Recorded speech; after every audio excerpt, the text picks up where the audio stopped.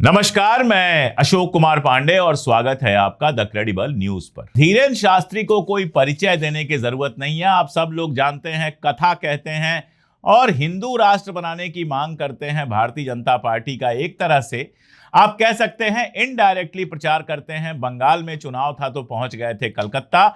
मैंने एक बार वीडियो किया था कि कैसे जहां जहां चुनाव होता है, जिस जिस राज्य में चुनाव होता है, वहां वहां धीरेन्द्र शास्त्री और इनके जैसे लोग पहुंच जाते हैं। उन धीरेन्द्र शास्त्री का राम मंदिर घोटाले पर एक बयान आया है।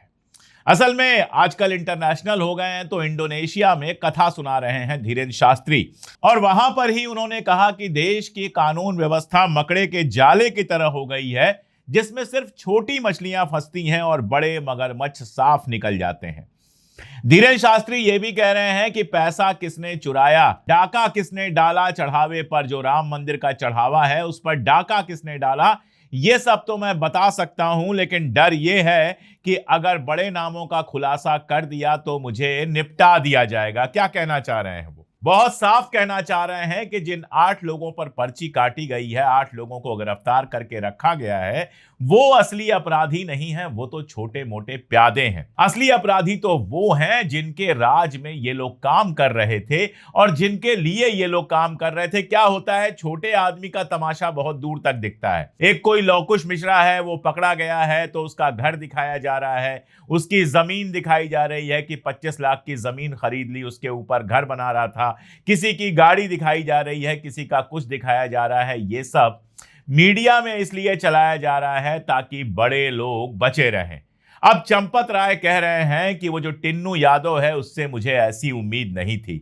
सवाल यह है कि टिन्नू यादव आपका बेहद करीबी था, तो उंगली आपके ऊपर क्यों नहीं उठनी चाहिए? एक और सवाल मैं पूछ रहा हूं। सबसे बड़ा जो जिम्मा होता है वो जिम्मा होता है कोषाध्यक्ष का, ट्रेजरर का, जो ट्रेजरी में होता है। लेकिन यहां पर ट्रेजरर साहब की तस्वीर वायरल होती है मोदी जी को चम्मच से खिलाते हुए, लेकिन उनके ऊपर अभी तक ना कोई बात हुई है, ना कोई कार्रवाई हुई है। दरअसल इस खेल में रोज नई नई चीजें सामने आ रही हैं और बेहद खतरनाक चीजें सामने आ रही हैं। जैसे मैं आपको एक एग्जांपल देता हूं और यह सुनिएगा और सोचिएगा कि वहां पर क्या चल रहा था। आरएमओ जो वहां के थे, रेडियो ऑपरेशन अधिकारी अर्जुन देव, काउंटिंग रूम में जहां पे पैसा गिना जाता था, वोट काउंटिंग की बात नहीं है, वहां का तो मामला ही अलग है, लेकिन जहां पैसा गिना जाता था, चढ़ावा गिना जाता था, वहां सीसीटीवी कैमरे लगे थे। इन कैमरों की और पूरे मंदिर में जितने सीसीटीवी कैमरे लगे थे, इन सारे कैमरों की 1600 कैमरे हैं, एक आध कैमरे नहीं है, 1600 कैमरों की जो निगरानी की जिम्मेदारी थी वो अर्जुन देव तक थी। अब अर्जुन देव के बारे में आप जानिए। ये जो आरएमओ जो अर्जुन देव हैं, ये बताया जाता है चंपत राय के बेहद करीबी थे, और इतने करीबी थे कि 2009 में आते हैं ये अयोध्या में और राम मंदिर का चार्ज इनको दिया जाता है, और 2009 से आज 2026 हो गई, यानी तकरीबन 17 सालों से वहां अपनी कुर्सी पर बने हुए हैं। कई बार ट्रांसफर का मामला आया, कई बार बहुत सारी बातें आई, लेकिन चंपत राय की वजह से ये वहां से हटे नहीं, जहां हैं वहीं बने रहे। एक आदमी 17 साल से एक ही पोस्ट पे बना रहता है, और मैं बता दूं कि यह सरकारी पोस्टिंग है, यह कोई प्राइवेट पोस्टिंग नहीं है। यह सरकारी पोस्टिंग है जिसमें एक अधिकारी 17 साल से राम मंदिर में बना रहता है। सवाल यह उठता है कि आखिर उस अधिकारी में चंपत राय को इतना इंटरेस्ट क्यों था? और दूसरा सवाल यह उठता है कि सरकारी नौकरी करने वाला अर्जुन देव आखिर अयोध्या छोड़कर जाना क्यों नहीं चाहता था? जब भी ट्रांसफर की बात आई, उसने ट्रांसफर रुकवा कैसे लिया? आप देखिए, सीसीटीवी का जो खेल है वही सबसे इंपॉर्टेंट है। सीसीटीवी में आप हमारे दफ्तर में भी आएंगे, कहीं भी आएंगे, हमने भी सीसीटीवी लगवाई हुई हैं। हर आदमी जो दुकान में जाएंगे वहां सीसीटीवी लगी होगी, किसी होटल में जाएंगे तो वहां नीचे एक मॉनिटर लगा होगा जहां सीसीटीवी का सारा डिटेल लगातार रिले होता रहता है, उसको कोई बंद नहीं करता। तो उस रिले होने का मतलब क्या होता है कि जिस समय कहीं कोई गड़बड़ी पाई गए, मान लीजिए कि होटल में किसी गैलरी में पाया गया कि मारपीट हो रही है, तो तुरंत मैनेजर जो है वो सिक्योरिटी वालों को भेजेगा और मारपीट रुकवाएगा। ये थोड़े होगा कि मारपीट देखेगा और बैठकर तमाशा देखता रहेगा। ऐसे में सीसीटीवी का क्या मतलब है? अब आप मेरी बात समझ गए होंगे। कि सीसीटीवी लगी थी, उसके बावजूद चोरी हो रही थी। इसका मतलब क्या होता है? चोरी कैसे होती होगी? नोट गिनते थे और मान लीजिए 10 लाख आया तो 2 लाख मंदिर में दिया और 8 लाख लोगों ने पार कर दिया, अपने पॉकेट में डाल लिया, कहीं भी डाल लिया और निकल गए।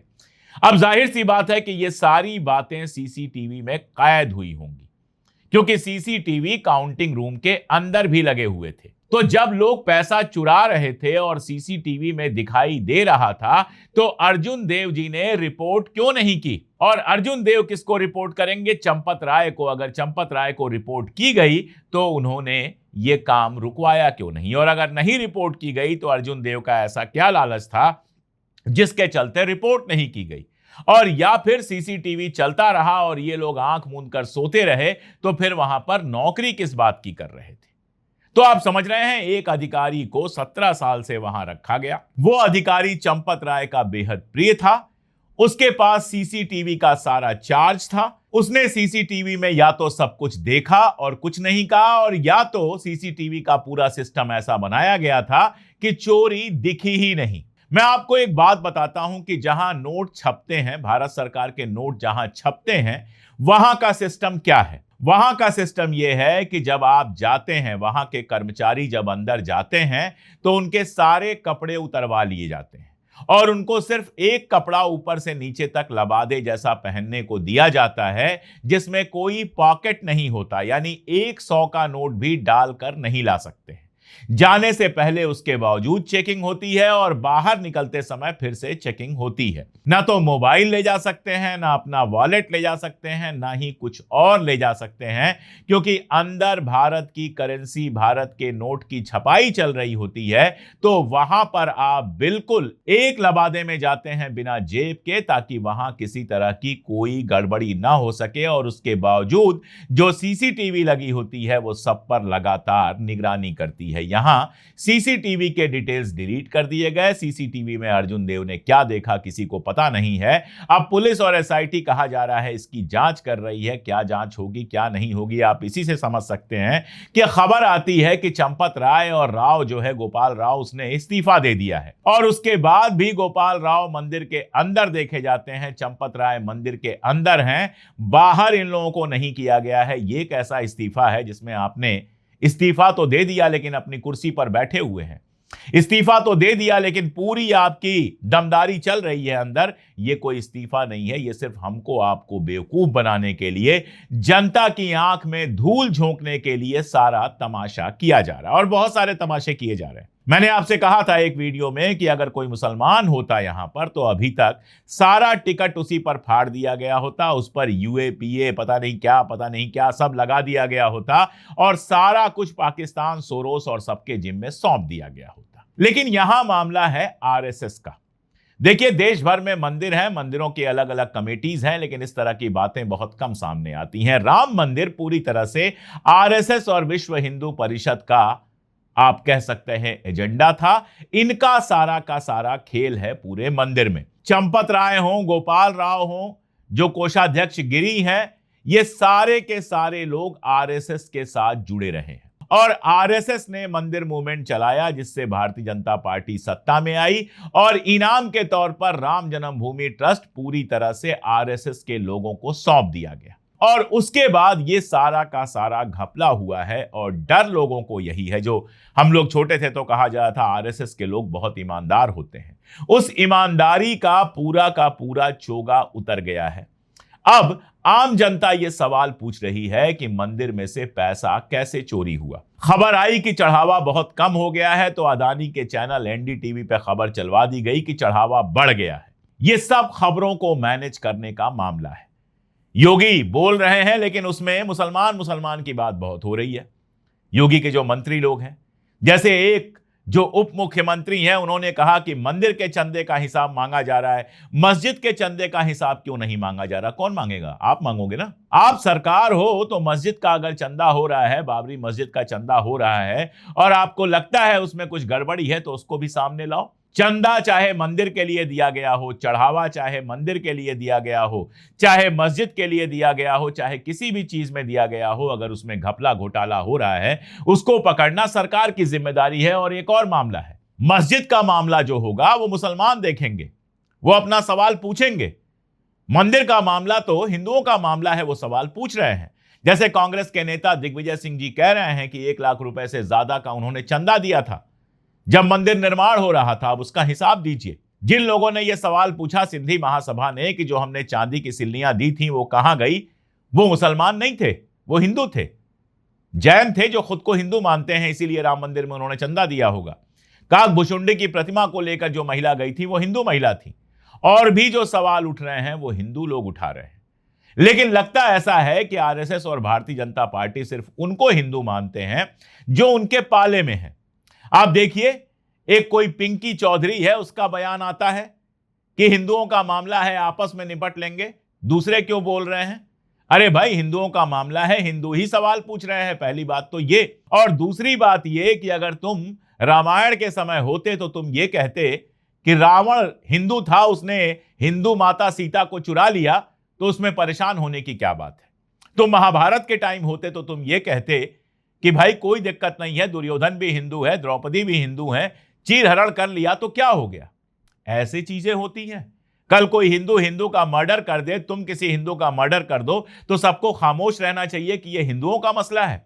फिर 3 तलाक पे इतना क्यों कूद रहे थे? तुम्हारे घर में तो 3 तलाक होता नहीं है, मुसलमानों के यहां 3 तलाक होता है। फिर वक्फ से तुमको क्या प्रॉब्लम है? मुसलमानों की जमीन मुसलमानों ने वक्फ की, उस पर मस्जिद बने, कुछ भी बने, तुम्हें क्या करना है?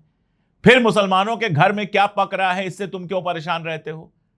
तो इसको हिंदू मुसलमान बनाने का जो खेल करने की कोशिश हो रही है वो बुरी तरह से फेल हो रही है। आज आम जनता सवाल पूछ रही है। और आप देखिए, कांग्रेस के नेता जाना चाहते थे अयोध्या, अजय राय थे, उनके साथ एक प्रतिनिधिमंडल था जिसमें अमेठी के सांसद किशोरी लाल शर्मा, राकेश राठौर, उज्जवल रमन सिंह और तनुज पुनिया जैसे लोग थे। इन लोगों ने तय किया था कि मंदिर में जाकर दर्शन करेंगे।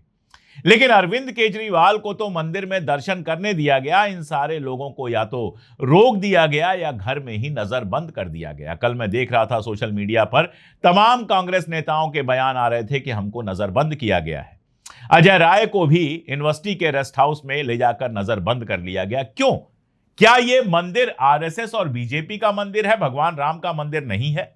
क्या भगवान राम के ऊपर ठेकेदारी आरएसएस और बीजेपी की है, या चढ़ावा चोर जिन्होंने चढ़ावा में चोरी की है, और अगर संजय सिंह के आरोप को माने तो करोड़ों का जमीन घोटाला किया है, वो नहीं चाहते हैं कि कांग्रेस या किसी और पार्टी के नेता वहां पर आए और उनका भंडाफोड़ करें? क्यों डर रहे हैं? मंदिर में दर्शन कर लेंगे तो क्या हो जाएगा? चोरी करने वालों को मंदिर में जाने पर कोई रोक नहीं है, लेकिन अगर विपक्ष जाना चाहता है मंदिर में तो आपको क्या दिक्कत है? और देखिए, यह खेल बहुत बड़ा है। मैं आपको एक बयान दिखाता हूं। यह बयान है विश्व हिंदू परिषद का। यह कहते हैं मंदिरों को सरकारी कंट्रोल से बाहर किया जाए। दरअसल भारत के जो मंदिर हैं वो काफी धनाढ्य मंदिर हैं। मंदिरों में रोज लोग जाते हैं, सोना चांदी चढ़ाते हैं, पैसा चढ़ाते हैं। गरीब से गरीब आदमी भी मंदिर में जाता है तो 100-50 चढ़ा के भगवान के चरण में आता है। तो मंदिरों के अकाउंट में लाखों करोड़ों रुपए हैं। मंदिरों में हीरा है, सोना है, चांदी है, सब कुछ है। अभी बैट द्वारिका वाला जो मंदिर है उसको लेकर मयूर जानी आए थे, उनसे हमारी बात हो रही थी। उन्होंने कहा कि वहां से भी करोड़ों का हीरा गायब होने की बात है। उस पर कभी अलग से बात करेंगे, मयूर भाई से बात हुई है, उसमें वो सब बात आएगी। तो मंदिरों में करोड़ों अरबों पड़े हुए हैं। अभी तक मंदिर सरकारी नियंत्रण में है, तो सरकारी अधिकारी होते हैं। यहां पर भी एसबीआई था, एसबीआई ने कुछ कहा था, उस पर भी बात करूंगा। अब ये लोग चाहते हैं कि मंदिरों के ऊपर इनका कंट्रोल हो जाए, यानी मंदिरों में जो ट्रस्ट बने, मंदिरों में जो कमेटी बने, उसमें विश्व हिंदू परिषद और आरएसएस के लोग हों। क्यों चाहते हैं? क्यों इनका मंदिरों में इतना इंटरेस्ट है? मंदिरों पर अगर सरकार का कंट्रोल है तो इनको दिक्कत क्या है? बहुत साफ दिखता है राम जन्मभूमि ट्रस्ट के एग्जाम्पल से कि जिस तरह से राम जन्मभूमि के चढ़ावे में जबरदस्त चोरी हुई है, और यह हो ही नहीं सकता कि करोड़ों की यह चोरी बिना बड़े लोगों के आशीर्वाद के हो। जितने भर्ती किए गए थे सब बड़े लोगों का कोई रिश्तेदार है, कोई जानने वाला है, कोई ड्राइवर है, तो अपने ही लोग इन्होंने क्यों भर्ती किए, यह सवाल है। एसबीआई वाले मामले में देखिएगा इसको आप। तो ये लोग मंदिरों पर कंट्रोल करके कहीं मंदिरों को लूटने की योजना तो नहीं बना रहे।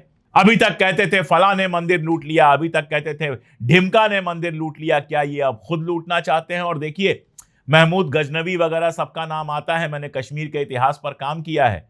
कल्हड़ की जो राज तरंगिणी है वो बताती है कि वहां का जो राजा हर्ष था उसने मंदिरों को लूट लिया था अपनी अय्याशी के लिए।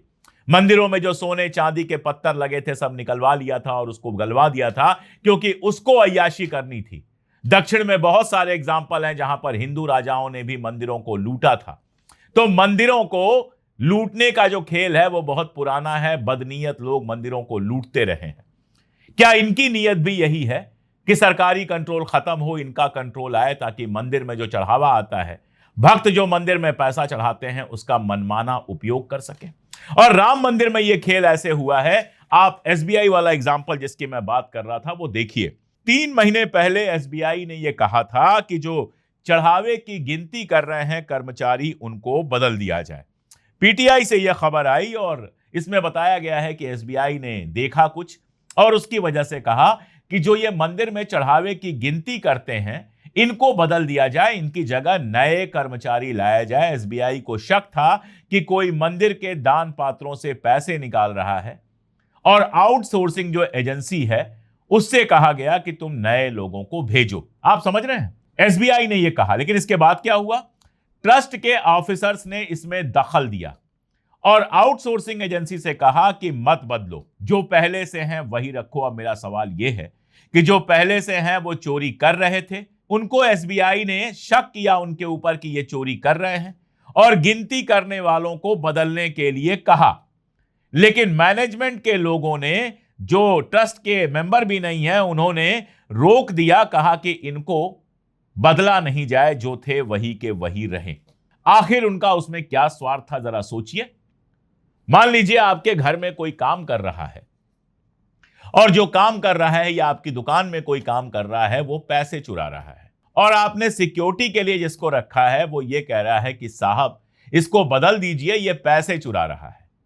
आप क्या करेंगे? आप तुरंत बदल देंगे। लेकिन आप अगर ये कहते हैं कि नहीं नहीं उसको बदलना नहीं है, इसका मतलब क्या है? इसका मतलब यह है कि आप अपने घर में खुद चोरी करवा रहे हैं, जिसके चलते जो चोर हैं उनको बदलना नहीं चाह रहे हैं। एसबीआई के कहने के बावजूद अगर गिनती करने वाले लोगों को नहीं बदला गया तो इसके अलावा क्या कारण हो सकता है, आप ही मुझे बताइएगा। आखिर चंपत राय के पास जो 400 सिक्योरिटी गार्ड थे, भारत समाचार का यह न्यूज है कि 400 प्राइवेट सिक्योरिटी गार्ड थे, ये क्या कर रहे थे? ट्रस्ट इनको हर महीने 1 करोड़ रुपए देता था, यानी सालाना 12 करोड़ रुपए इन 400 सिक्योरिटी गार्ड्स पर खर्च किया जा रहा था। चंपत राय ऐसे कौन से वीआईपी हैं जिनको राम मंदिर के अंदर सुरक्षा के लिए 400 सिक्योरिटी गार्ड चाहिए थे? आरोप यह लग रहा है कि ये जो सिक्योरिटी गार्ड थे ये चढ़ावे और दान का जो लूट का माल था उसको सही जगह पर पहुंचाने का काम करते थे। वरना सोचिए 400 सिक्योरिटी गार्ड कौन रखता है? इतने तो शायद अडानी और अंबानी के पास भी सिक्योरिटी गार्ड नहीं होंगे। हमारे आपके पैसे का 1 करोड़ रुपए महीने का खर्च हो रहा था चंपत राय के सिक्योरिटी गार्ड्स पर, जिनके ऊपर आरोप लग रहा है कि ये माल इधर से उधर कर रहे थे। और क्या है कि शुरू में जनता से छुपाने की कोशिश की गई, हिंदू हिंदू खेलने की कोशिश की गई, लेकिन अब रोज खबरें बाहर आ रही हैं और जनता सवाल पूछ रही है कि राम मंदिर के नाम पर ऐसी लूट योगी और मोदी के रहते कैसे हो गई। इसीलिए बयान काम नहीं आ रहे हैं, हिंदू मुसलमान चल नहीं रहा है और भारतीय जनता पार्टी यह समझ नहीं पा रही है कि जिस आंदोलन ने उसको टॉप पर पहुंचाया था वही आंदोलन उसको गड्ढे में भी पहुंचा सकता है। अब भी वक्त है, अगर सही लोग, जो लोग हैं जिन्होंने वाकई गड़बड़ी की है, उनको गिरफ्तार करके और पैसे वसूला जाए, तब तो जनता का भरोसा लौटेगा। वरना जनता यही समझेगी कि जो टॉप पर बैठे हुए हैं राजनीति में भी और मंदिर ट्रस्ट में भी, सब इस चोरी में शामिल थे, इसीलिए सब एक दूसरे को बचा रहे हैं। आगे क्या होता है देखना बहुत इंटरेस्टिंग है, लेकिन विपक्ष ने इसको बड़ा मुद्दा बनाया है और जनता के लिए भी बड़ा मुद्दा है, इसलिए इस पर हम लगातार बात करते रहेंगे। आज के लिए इतना ही, बहुत शुक्रिया।